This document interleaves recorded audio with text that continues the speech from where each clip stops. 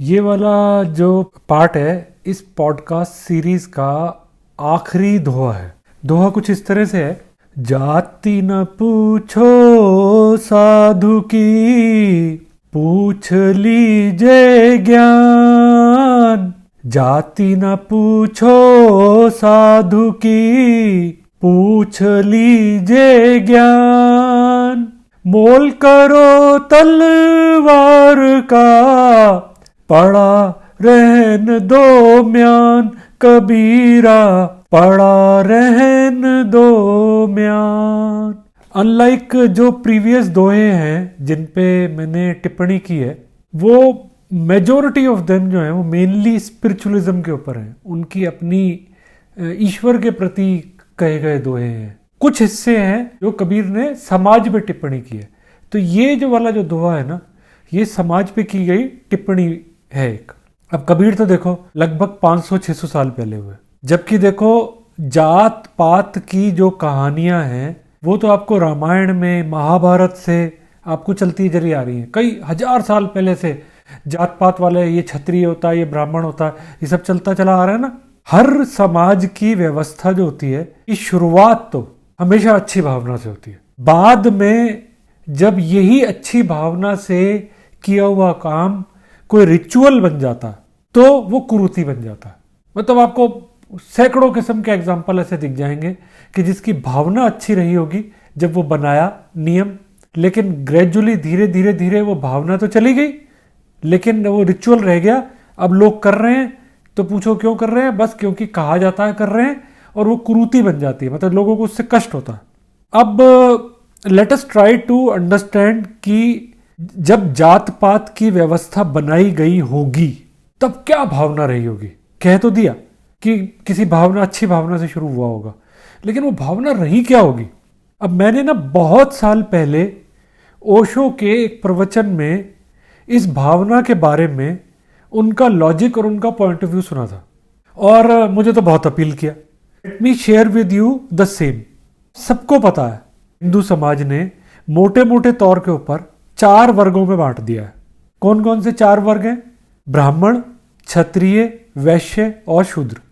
हालांकि ये बात ध्यान रखना कि जब ये 4 वर्गों में विभाजित किया गया, उस वक्त के हिसाब से, भावना के हिसाब से, इसमें ना कोई सुपीरियर था रहा होगा, ना कोई इंफीरियर रहा होगा। 4 भागों में बांट दिया बस। कोई वर्ण छोटा बड़ा नहीं है, बल्कि वर्ण व्यवस्था इस हिसाब से की गई कि व्यक्ति के स्वभाव के अनुसार उसको उस श्रेणी में डाल दो जिसमें उसका स्वभाव उसको सूट करता है, जिस वर्ग को उसका स्वभाव सूट करता है। जैसे ये बात हम आज करते हैं, आज का यूथ जो है वो इस बात से बिल्कुल अच्छे से कनेक्ट कर सकता है कि व्हाट वी से आप, अगर आपका पैशन और प्रोफेशन एक हो तो जीवन कितना बढ़िया हो जाता है। यानी जो काम आपको अच्छा लगता है, जो चीज आपको पसंद आती है, अगर वही आपका काम का जरिया भी बन जाए। से फॉर एग्जांपल क्रिकेट खेलना तेंदुलकर को अच्छा लगता था, उसका प्रोफेशन बन गया। किसी को गाना गाना अच्छा लगता है, उसका प्रोफेशन बन गया। किसी को पढ़ाना अच्छा लगता है, उसका प्रोफेशन बन गया। कोई भी। तो अगर वो प्रोफेशन, जो आपका पैशन है, वो अगर आपका प्रोफेशन बन जाए, जीवन बहुत बढ़िया हो जाता है ना। ये तो सब सुनते हैं। खासतौर पे 3 इडियट्स के बाद तो ये बहुत प्रचलन हो ही गया, क्योंकि अगर आपको कोई चीज ऐसी है जो आप पसंद है, वो आप कर रहे हो, तो आपको मजा आ रहा है, तो इस बात से आपको फर्क ही नहीं पड़ता उस पर पैसे कितने मिल रहे हैं। ये बात अलग है कि क्योंकि उसमें जोर नहीं पड़ता तो नेचुरली उसके पैसे आपको ज्यादा मिल जाते हैं। ये बात सब समझते हैं आज की डेट में। अब समस्या क्या है?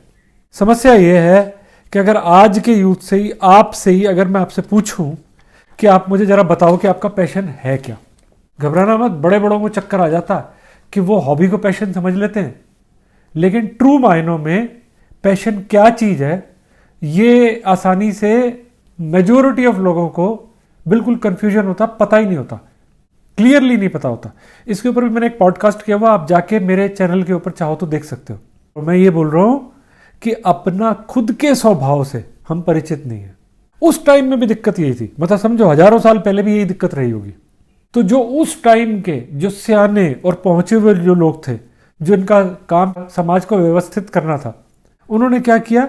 उन्होंने मोटा मोटा स्वभाव को डिफाइन कर दिया कि स्वभाव क्या होता है। जैसे अगर आपको नहीं पता कि आपका पैशन क्या है, आपका स्वभाव क्या है, तो पहले आपको जानना होगा ना कि स्वभाव बला क्या होती है। हालांकि ये सेल्फ डिफाइंड वर्ड है, हिंदी भाषा की खूबसूरती है कि ये डिफाइंड अपने आप में होती है कि स्वयं की भाव अवस्था जो होती है उसको स्वभाव बोलते हैं।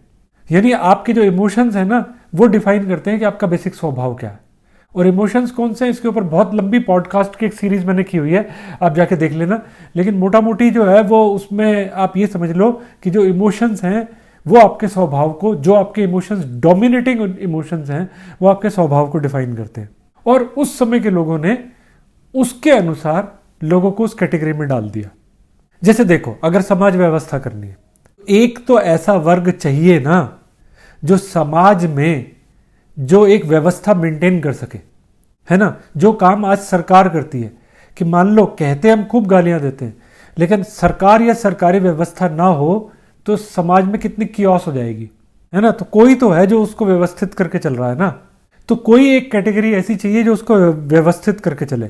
सिमिलरली अगर समाज पे कोई बड़ी मुसीबत आए तो कोई तो हो जो आगे खड़े होकर उसको लीड कर सके, चाहे कोई दुश्मन हमला करे या कोविड जैसी सिचुएशन आए या कुछ भी हो, कि कोई भूकंप आ जाए या कोई भी मुसीबत आए, तो कोई तो ऐसा वर्ग हो जो आगे बढ़ के लीड करके उस समस्या का सामना समाज के बिहाफ पे कर सके।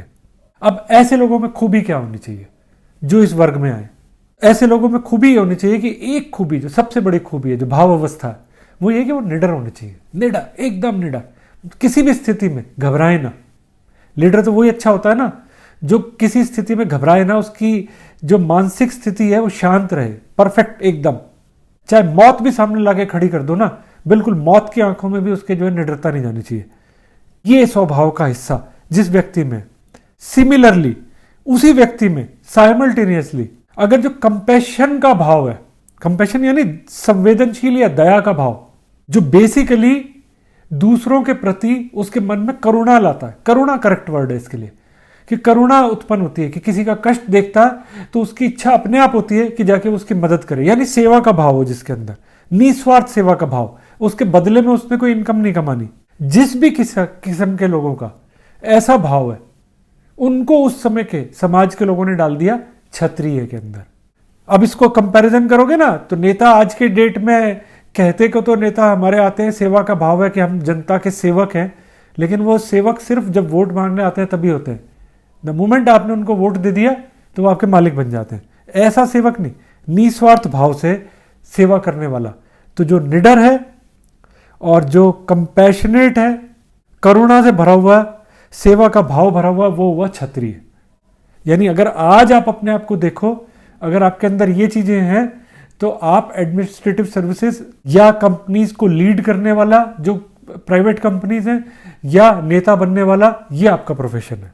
और अगर किसी का स्वभाव जिज्ञासा वाला, जिसके मन में सवाल बहुत उठते हैं, उसको जानने की इच्छा, बड़ी गहरी जानने की इच्छा होती है, हर चीज को जानने की इच्छा होती है, हर चीज जो चीज उसके सामने लाओ तो वो नेचुरल तौर के ऊपर उसके तह में जाना चाहता है कि इसके पीछे क्या कारण है। आज की डेट में समाज ऐसे लोगों को पसंद नहीं करता, क्योंकि समाज की लगी बंधी चीजों को, हर चीज को क्वेश्चन करते हैं। ये क्वेश्चन करते हैं तो लोग इनको कहते हैं कि ये जो है रेबल है। कोई अगर परिवार के अंदर भी कोई ऐसा है कि अगर आपने उसको कोई रिचुअल बताया कि मंगलवार को व्रत करना चाहिए, और सपोज वो पूछता है कि मंगलवार को व्रत क्यों करना चाहिए, तो समाज के लोग, बड़े लोग, घर के लोग उसको पसंद नहीं करते। वो कहते हैं ये बहस बहुत करता है, ये आदमी बेकार है, ये जिद्दी आदमी है। लेकिन नहीं, जिसका स्वभाव, जिद की बात नहीं कर रहा, जिसके स्वभाव में क्वेश्चनिंग है, ऐसे लोग जो है अगर आप देखोगे तो वो अच्छे टीचर बनेंगे, है ना, या साइंटिस्ट बनेंगे। इनको अगर बाहर की यात्रा पे निकल गए तो ये टीचर या साइंटिस्ट बनेंगे, और अगर अंदर की यात्रा पे निकल गए यानी विज्ञान की तरफ गए तो ऐसा हो जाएगा, पढ़ाई की तरफ, और ज्ञान की तरफ गए तो स्पिरिचुअल हो जाएंगे। सिमिलरली कला के क्षेत्र में भी जिनका कला के प्रति झुकाव रहता है, वो सारे लोग आपको ऐसे ही मिलेंगे जिनके अंदर एक कुलबुलाहट रहती है, जो किसी नॉर्म में बंधना नहीं चाहते, जिनकी जानने की इच्छा होती है, जो बहुत सारी चीज़ों को एक्सप्लोर करना चाहते हैं। आप उनको खाना बदोश भी कह सकते हो, एक्सप्लोरर भी कह सकते हो, वो उनको बांधा नहीं जा सकता। ऐसे लोगों को उस समय के समाज ने ब्राह्मण का नाम दे दिया। वो ब्राह्मण नहीं जो पंडित के घर, ब्राह्मण के घर पैदा हुआ, वैसा ब्राह्मण नहीं, जिसमें ये गुण है, उसको उस व्यवस्था में डाल दिया उसके अंदर ब्राह्मण की। अगले उस पर चलते तो देखते हैं कि समाज में हम अकेले नहीं हैं। आप ये सोचो कि आप अकेले हो, अकेले नहीं हो। समाज तो बहुत सारे लोगों का समूह है, सब लोग इंडिपेंडेंटली अलग अलग अलग अलग अलग काम कर रहे हैं, है ना। तो हर किसी की कोई ना कोई नीड भी है, आपकी ज़रूरतें भी हैं। कोई ऐसी ज़रूरतें हैं जो आपकी कंजम्पशन है, जो आपको जीने के लिए चाहिए, जैसे खाना चाहिए जीने के लिए, कपड़ा चाहिए, रोटी कपड़ा मकान जो चाहिए, ऐसी जो ज़रूरतें हैं। इसके अलावा चलो ऐशो आराम की भी चीज़ें हैं, तो कुछ ऐसी चीज़ें हैं जो आपको हर आदमी को ऐसी चाहिए होती हैं।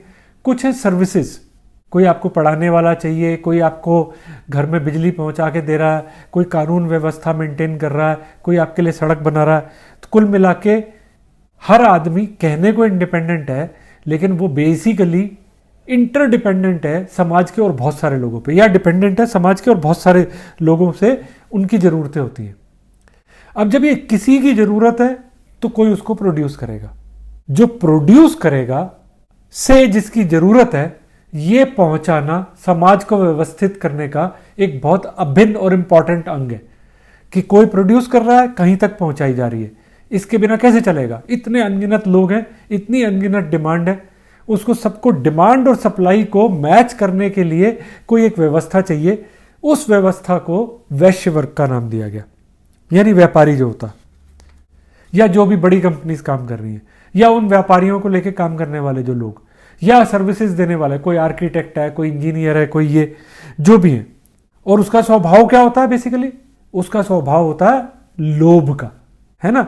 लोभ से मतलब ये है कि उसको, लोभ से मतलब पैसे के लोभ की बात नहीं हो रही।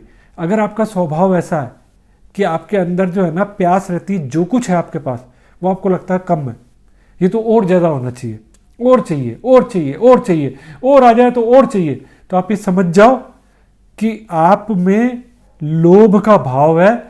तो आप अगर कोई व्यापार करोगे तो आप उसके अंदर उसी के लिए सूटेबल हो, वैश्य ही बनोगे। तो ऐसे लोगों को वैश्य का नाम दे दिया। और एक समूह ऐसा होता है, जो चौथा समूह है, जो बेसिकली संतोषी है, उसका भाव संतोष का है, वो कंटेंटेड है, ठीक है ना। उसको कोई ग्रीड नहीं है, उसको कोई एम्बिशन भी नहीं है। उसकी एम्बिशन है भी तो सही, पोली पोली सी, छोटी छोटी सी, मरी मरी सी, कि जितनी ज़रूरत है वो पूरा हो जाए, क्योंकि ज़रूरतें तो आपको पूरी करनी, रोटी कपड़ा मकान की ज़रूरतें तो पूरी करनी है, उसको कुछ ना कुछ काम करना है। लेकिन उसका काम करने का उद्देश्य ये नहीं है कि कम है और ज़्यादा हो जाए, दूसरे के पास ज़्यादा, इससे मेरे को ज़्यादा क्यों क्यों मिल जाए। उसका भाव जो है बेसिकली संतोष का है। उसका मतलब ये नहीं कि वो निकम्मा है, वो बहुत काम का आदमी है, लेकिन उसकी कोई अपनी एम्बिशन नहीं है, संतोषी भाव वाला आदमी है। और पहले जो 3 वर्ग के जो लोग हैं, इनको ऐसे लोगों की जरूरत होती है, उनका काम इनके बिना नहीं चल सकता। वो जो काम कर रहे हैं, उस काम करने में इन लोगों की बहुत जबरदस्त जरूरत होती है। इनको आप काम करने वाला समूह मान लो, जिसको हम बोलते हैं ना कि ये सर्विस में। तो जो लोग भी सर्विस में, वो बेसिकली इस कैटेगरी के अंदर आते हैं। तो अगर आप ज़्यादा एम्बिशियस नहीं हो, ज़्यादा आगे के बारे में नहीं सोचते, जो मिल जाए उससे संतुष्ट रहते हो, एम्बिशन है भी तो पोली पोली थोड़ी थोड़ी है, कोई ज़्यादा भयंकर नहीं है, तो आप इस समूह में आते हो। इस समूह को शूद्र कहा गया, जो आज की भाषा में जिसको नीचा करके देखा जाता है। लेकिन ये नीचा नहीं है, ये स्पिरिचुअल लैंग्वेज में जाओगे, यही आदमी जब इंटरनल दुनिया में जाता है तो इसको कर्म योगी कहते हैं। ये निस्वार्थ भाव से कर्म करने वाला जो लोग हैं। और ऐसे ही लोग समाज के अंदर जिनका निष्काम भाव होता है, अगर कोई नेता ऐसा मिल जाए ना जिसका अपना कोई स्वार्थ नहीं है काम करने में, और अपने बदले में उसको कुछ नहीं चाहिए, तो ऐसे बंदे से बेहतर, चाहे वो परिवार में हो, चाहे समाज में हो, चाहे देश में हो, कहीं पे भी हो, किसी कंपनी के अंदर हो, ये एसेट्स होते हैं, है ना। तो इसको नीचा करके नहीं देखना चाहिए। अगर जैसा ओशो ने बताया, अगर आप इस नज़र से देखोगे तो समझोगे, या आपको समझने में आसानी होगी कि आपको अपना स्वभाव चेक करना है कि वो क्या है ना, कि आप कौन से वर्ण के साथ आपका स्वभाव मैच करता है।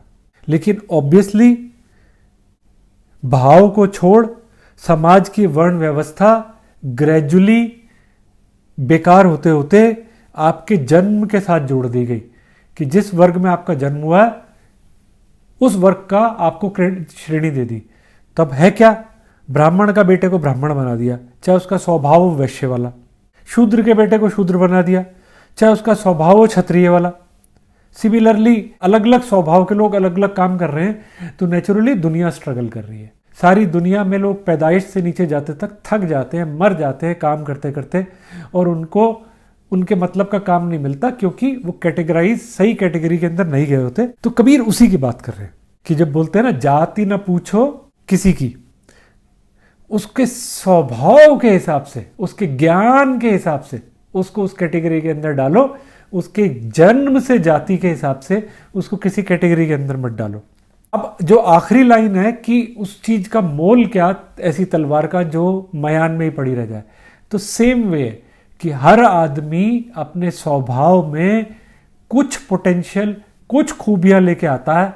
अगर वो उसके अनुसार काम करे तो ना केवल उसका जीवन सुंदर और बढ़िया हो जाएगा, बल्कि उसके आसपास के लोगों का भी बढ़िया जीवन हो जाएगा।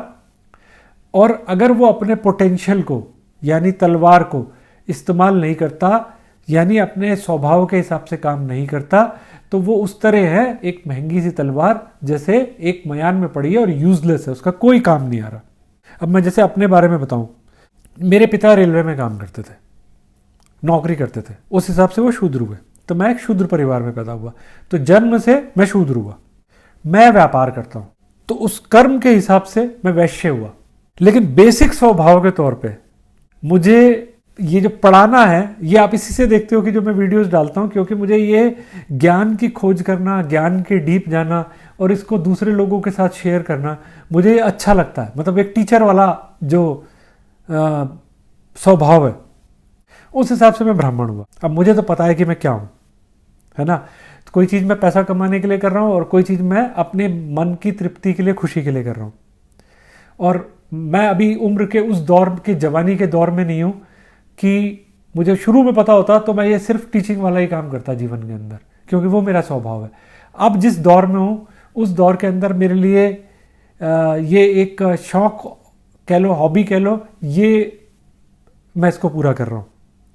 लेकिन आपके लिए ये बहुत ज़रूरी है कि अगर आपकी उम्र कम है, या आप किस भी उम्र के, जिस उम्र में हो, अगर आज इस दोहे से इंस्पायर होके आप ये बात समझ लेते हो और अपने स्वभाव को समझने की कोशिश करते हो, और अपने स्वभाव अनुसार आप आने वाले समय के अंदर अपने पैशन के हिसाब से अपना प्रोफेशन डिसाइड करते हो, तो ना केवल आपका जीवन सफल होगा, बल्कि मुझे लगेगा कि कबीर के दोहे पे जो मैंने ये कहा, इस बात करने की भी वैल्यू हो गई। बस आज इतना ही, और अब इस सीरीज में फर्दर और कुछ नहीं है। तो आगे कुछ कभी जीवन के अंदर मेरे को कुछ ऐसा लगा कि मुझे आप लोगों से शेयर करना चाहिए, तो मैं एक बार फिर से शेयर करूँगा। आज के लिए बस इतना ही। Bye bye.